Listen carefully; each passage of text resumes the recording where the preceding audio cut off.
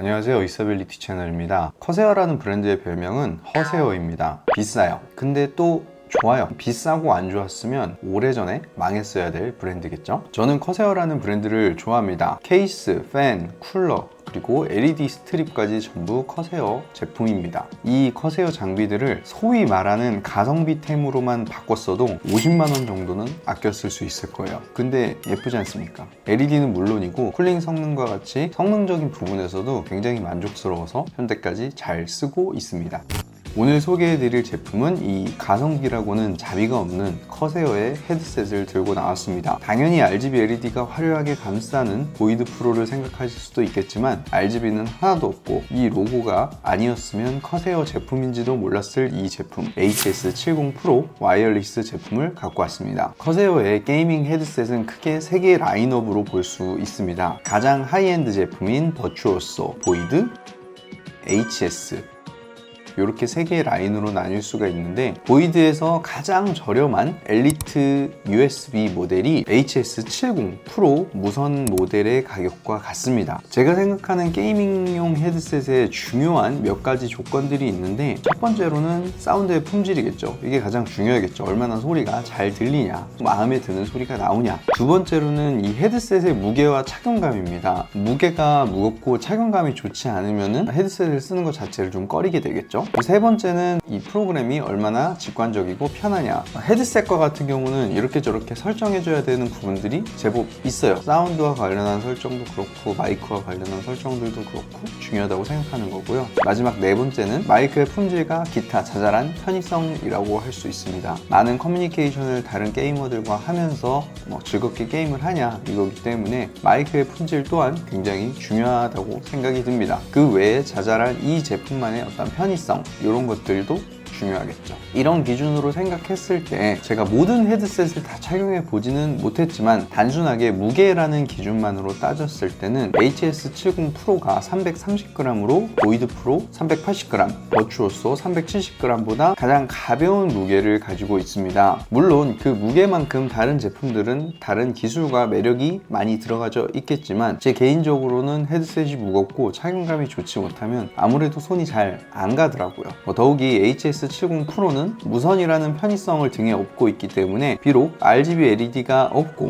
조금은 심심한 디자인이지만 이 헤드셋은 괜찮을 것 같아서 한번 준비를 해봤습니다. 이제 쓰고 있으면은 그 순간부터는 RGB가 나오고 내 눈에 보이지가 않으니까 디자인 먼저 살펴보도록 하겠습니다. 이미지만 봤을 때는 사실 좀 별로였어요. 실물은 훨씬 괜찮습니다. 전체적으로 만듦새와 마감이 진짜 좋습니다. 소재감도 되게 괜찮고요. 헤드 쿠션 부분은 이 퀼팅으로 처리된 인조 가죽 마감에 윗부분은 커세어라고 음각으로 로고가 박혀 있습니다. 쿠션 자체는 좀 푹신하다기보다는 단단한 편이에요. 이게 딱딱한 것과는 다른 안정적인 의미로서의 단단함입니다. 전체를 구성하는 프레임은 알루미늄 같은데 메탈 소재로 되어 있고 프레임의 강성이 꽤나 좀 강하게 느껴집니다. 전체를 꽉 잡고 있어서 덜렁거리거나 하지 않아서 오래 착용을 해도 늘어나거나 할 것 같은 느낌은 아니에요. 반대로 이 강성이 좀 좋고 좀 단단하다라는 거는 사람마다 머리 모양과 크기가 천차만별일 텐데 이 제품을 처음에 썼을 때는 잘 맞지 않을 수도 있다라는 거예요. 계속 쓰다 보면은 이 헤드셋이 머리에 어느 정도 좀 익어서 늘어나고 알맞게 세팅이 되는데 이 시간이 좀 걸릴 수 있다라는 의미죠. 처음 썼을 때는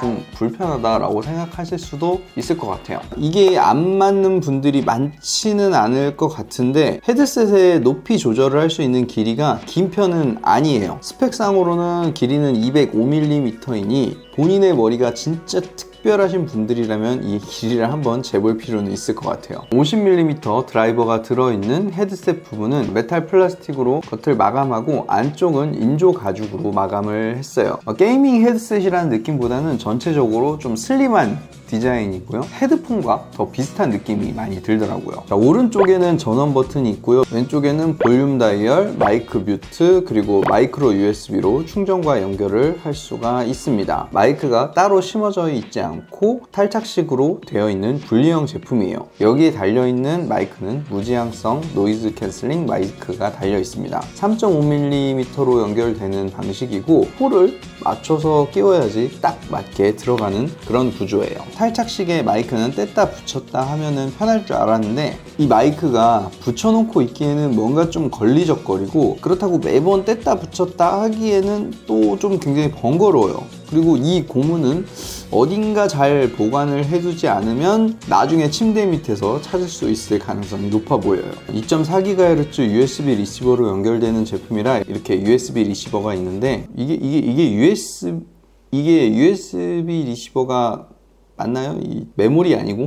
요즘 나오는 그런 리시버들에 비해서 크기가 좀 커요. 컴퓨터에 꽂아두고 쓰는 거라고 하지만 뭐 좀 더 작게 만들어줬으면 좋을 텐데 이 부분은 좀 아쉽더라고요. 컴퓨터에 연결하면은 자동으로 드라이버들이 설치가 되고 사용할 수 있게끔 됩니다만 좀 더 세부적인 설정을 위해서는 커세어 제품들의 통합 관리 프로그램인 iQ라는 프로그램을 설치하시면 더 많은 것들을 제어할 수가 있습니다. 제 컴퓨터에는 이미 iQ가 설치되어 있어서 설치를 하는 순간에 iQ에 뜨는 모습을 볼 수가 있었어요. RGB는 따로 없는 제품이라 조명 설정 말고 EQ 설정을 중심으로 세팅을 할 수가 있어요. iQ를 통해서 펌웨어 업데이트 등도 할 수 있더라고요. 음성으로 이 해당 내용들을 전달해주는 기능들이 있어요. 현재 뭐 연결이 되었다, 뭐 꺼졌다, 배터리가 얼마 있다 이런 기능들이 있는데 거슬려가지고 제가 꺼놨었는데 꺼놓기를 하면은 결국 비품이 또 울려요. 뭐 삑삑 이러면서. 그래서 iQ 가서 왜 그러나 하고 결국엔 다시 보게 되더라고요. 음성으로 알려주는 알림을 켜놓고 쓰고 있습니다. 메시지가 뭐라고 뜨는 건 뭔가 이게 정상적으로 작동하지 않는 부분이 있기 때문에 그것에 대한 알림을 주는 거라서 정상적으로 작동하고 있을 때는 대부분 그런 메시지 알람이 소리가 나진 않더라고요. 배터리는 스펙상으로는 16시간으로 되어 있는데 실사용해본 바 완충을 하고 난 다음에 하루에 2시간씩 5일 정도 사용을 할 수 있었던 것 같아요. 배터리 상태와 같은 것들은 좀 직관적으로 어딘가에 바로바로 보여줄 수 있으면 좋겠는데 이 iQ를 통해서만 볼 수 있다는 게 조금 아쉬웠습니다. 그리고 충전을 하면서 유선으로도 사용을 할 수는 있습니다. iQ를 통해서 가상 서라운드 7.1 채널을 선택할 수 있는데 이걸 사용하시려면은 윈도우의 소닉 사운드 장치와 관련한 기능들은 꺼주시고 프리셋을 바꾸실 수가 있습니다. 사운드에 대해서 좀 말씀을 드리면은 게이밍 헤드셋이라고는 써있는데 대부분 게이밍 헤드셋들은 조금 더 과장된 음색과 베이스 부스트가 좀 들어가져 있는 편이에요. 근데 이 헤드셋은 그런 느낌보다는 오히려 우리가 알고 있는 일반적으로 사용되는 헤드폰과 더 유사한 느낌이더라고요. 전반적으로 사운드가 굉장히 깔끔하게 들리고 과도한 벙벙거리는 베이스가 좀 크지 않아서 저는 오히려 더 이 부분이 마음에 들더라고요. 중고음 영역의 소리를 깔끔하게 내주어 무선 헤드셋의 사운드에 대한 기대치가 별로 높지 않았던 저한테는 꽤나 이게 신선하게 좀 느껴졌고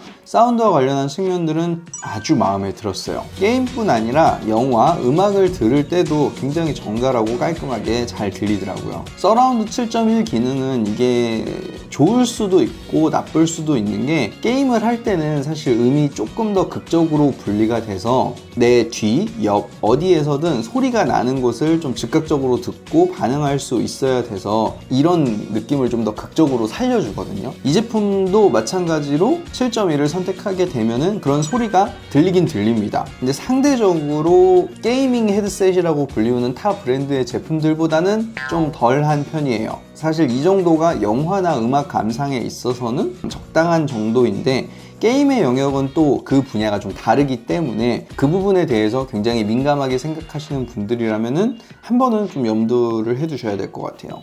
마이크는 무지향성 노이즈 캔슬링 마이크가 달려 있습니다. 지금은 윈드스크린을 빼고 녹음을 한 건데 아무래도 이 소리에 파열음이나 이런 바람 소리가 훨씬 더 잘 들어가는 소리를 들리실 수 있을 겁니다. 지금은 윈드스크린을 씌워놓고 다시 녹음을 하는 건데 윈드스크린을 씌웠을 때 훨씬 더 소리가 조금 먹먹하게 들리긴 하지만 불편한 소리가 녹음이 되거나 키보드 소리가 추가로 유입되거나 하지는 않아요. 이 윈드스크린이 들어간 것들은 꽤 괜찮은 선택인 것 같습니다. 정리를 해보면 인터넷에서 검색해서 보는 이미지보다 실제로 보면은 굉장히 고급스럽고 꽤나 잘 만들어진 외형이에요. 마이크를 끼면 이제 갑자기 좀 아재 느낌이 좀 심하게 들어서 그런데 그래서 마이크를 탈착식으로 이렇게 해놨나?